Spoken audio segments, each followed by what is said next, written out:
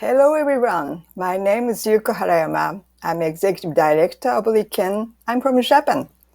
With my colleague Wilhelm Bauer, we have the honor and pleasure to serve as the co-chairs of the Future of Work Working Group. Today, our expert member, Jan Ferguson, is joining us to present our work. The GPAI's Future of Work Working Group is composed of 27 experts coming from 15 countries with multiple backgrounds and diversities related to artificial intelligence. Allow us to take this opportunity to thank all our experts for their contribution and engagement. Our strength is diversity, and the collaboration is our working principle. Indeed, we work together to support a collective understanding of the impact of AI on work and to build a collective intelligence on these issues. Our working group has decided to develop its contribution in two directions. First, putting emphasis on the real cases, and second, turn to the future, exploring the concept of living lab. Along this direction, we'll be investigating how the deployments of AI can affect workers and working environments, how job quality, inclusiveness, health, and safety in the workplace can be preserved, and how workers and employers can prepare and better design the future of work. More concretely, in order to advance our work collaboratively and effectively, we have selected 6 deliverables and decided to form a subgroup for each of deliverables, which are D1, use cases at the workplace, chaired by Jan Ferguson. D2, training, chaired by Michela Milano. D3, human-machine collaboration, chaired by Seung-won Park and Laurence Duvillers. D4, bias management, chaired by Marianne Wanamaker. D5, work conditions, chaired by Mark Graham and Anne-Marie Imafidon. And lastly, D6, living lab, chaired by Uday B. Desai. Related to most our activities since July, we have been working intensively since our kickoff meeting. As a major activities of the past 5 months, we have gathered and analyzed use cases of AI application at the firm level. For this empirical work, the experts have developed a questionnaire to query the general characteristics of AI use cases, together with their underlying motivations and objectives, the participation of workers and the representative in the design of development of AI system, the role of human-machine interface, the ethical aspects and the impact of employment, work conditions, and organization. Up to now, the subgroup has received 53 use cases and actually proceeding to the first analysis of these cases. The chair of this subgroup, Jan Ferguson, will give you the flavor of what they have observed and this first phase of exploration. And I'd like to share with you some trends they have identified after my presentation. Further use cases will be collected in the future to provide a better basis for more detailed analysis and empirical substantial guide and best practice approaches. The use case collection will also serve as an overarching starting point for the focus activities to the specific subgroups of AI and training, human-machine collaboration, bias management, and work conditions. Moreover, beyond the scope of our working group, the collected AI use cases can provide good opportunity for coordinating and networking the technical work of GPAI across all working groups. In the meantime, other subgroups have started their work by specifying and refining their work priorities, intended outcome, and action plan in accordance with the mandate, which are for the two assessments and development of best AI-based technical training method to train workers for skills, including for jobs of the future. For the three, analysis of technical capabilities for human-to-machine collaboration and co-evolution and automated decision delegation within the workplace and its impact on workers' physical and mental health and on organization.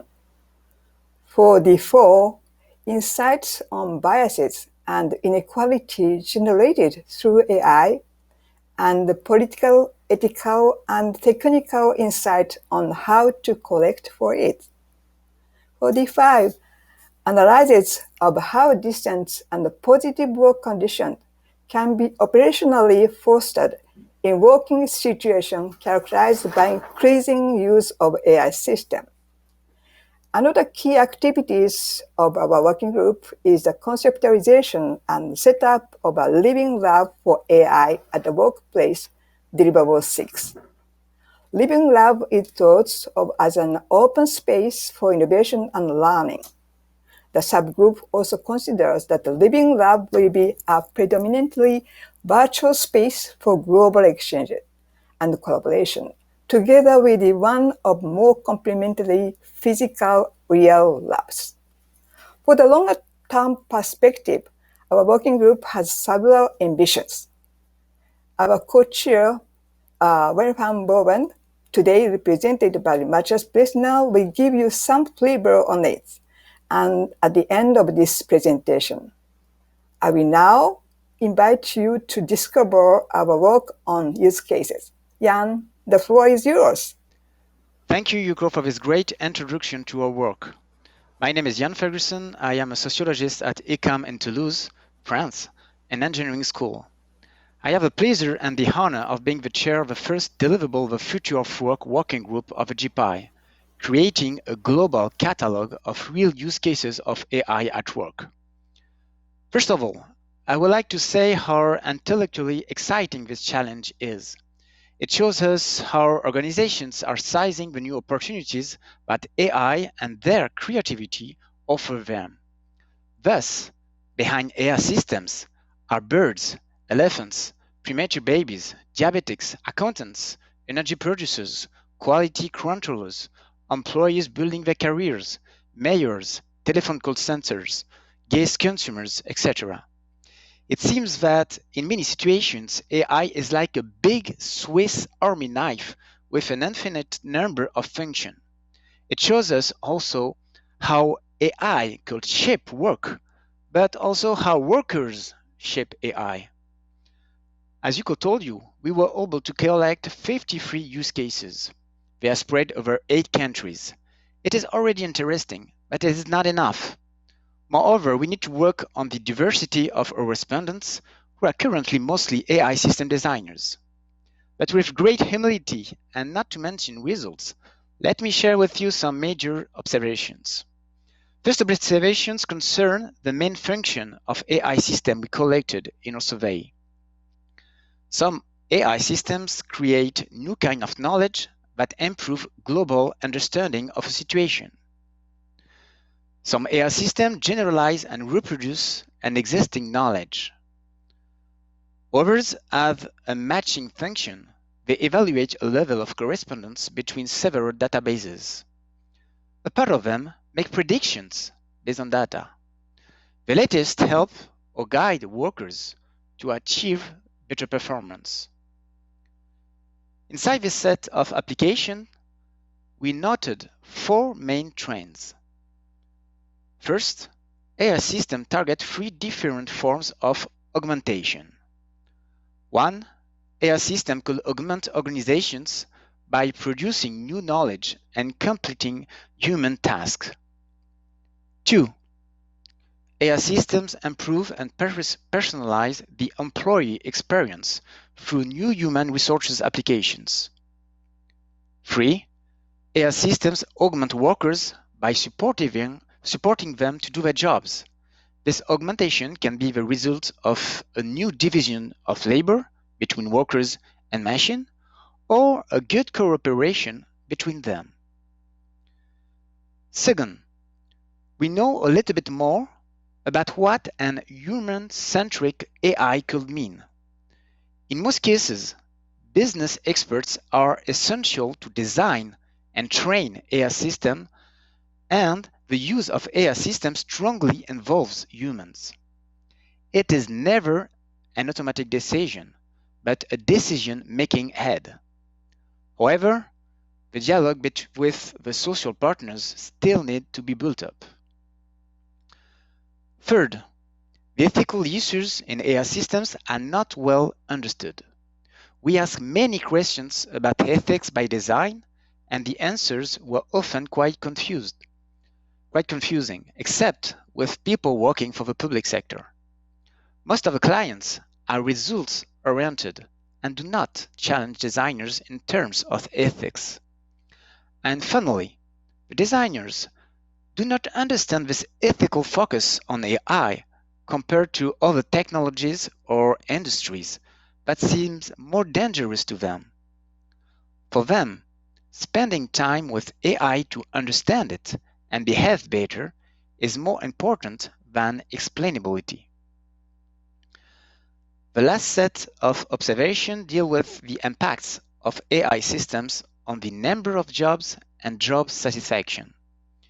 Replacing human work is rarely the motivation invoked, even if indirect impacts on employment appears on temporary workers or providers.